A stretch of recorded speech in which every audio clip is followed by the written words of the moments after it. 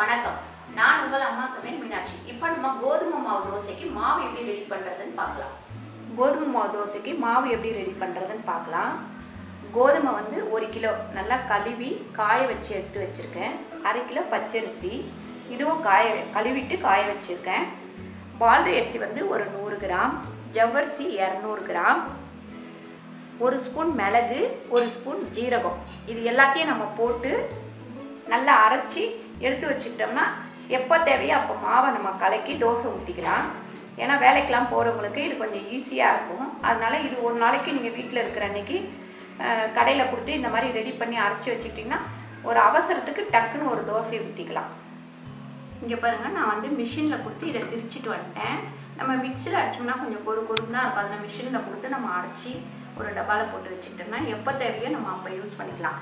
எப்படி நம்ம அரைக்கிறோம் அப்படின்னு ஒரு அவசரம், எங்கேயோ ஊருக்கோ போயிட்டு வரோம், இல்லை வெளியில் போயிட்டு வரோம், இல்லை ஆஃபீஸ் போயிட்டு வரோம், அந்த மாதிரி டைமில் ஒரு 4 தோசை ஊற்றுறோம் அப்படின்னாக்கா 2 கரண்டி மாவு போட்டிருக்கேன்.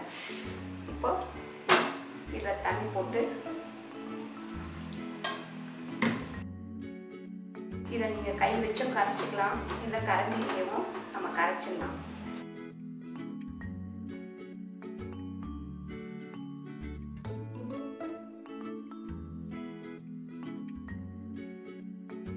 இப்போ பாருங்கள், இந்த மாவு நல்லா கரைச்சிருக்கேன்.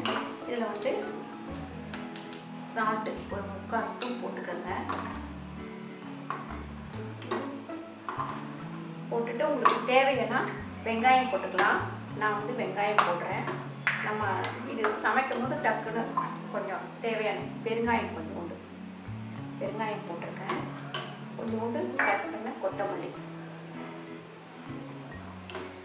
அதுக்கு நடுப்புற என்ன பண்ணுங்க, கொஞ்சோண்டு எண்ணெய் இந்த மாவில் போட்டுக்கோங்க.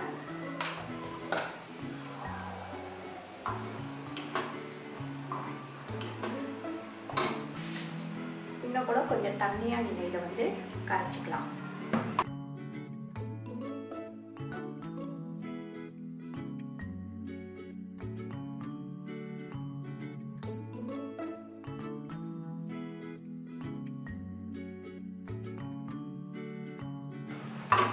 கல் வந்து நல்லா காயட்டும். காஞ்சிட்டு இருக்கும்போது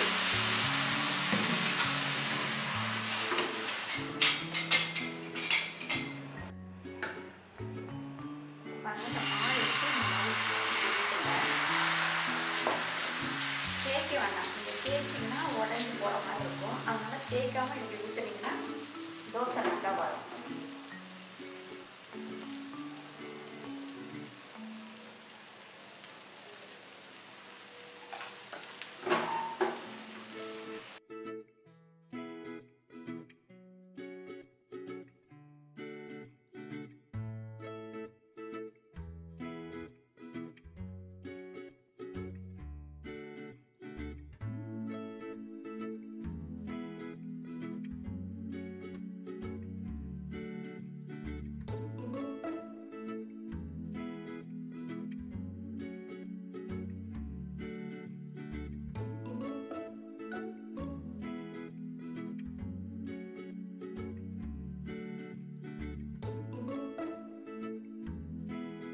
ரெடி ஆயிடுச்சு தோசை.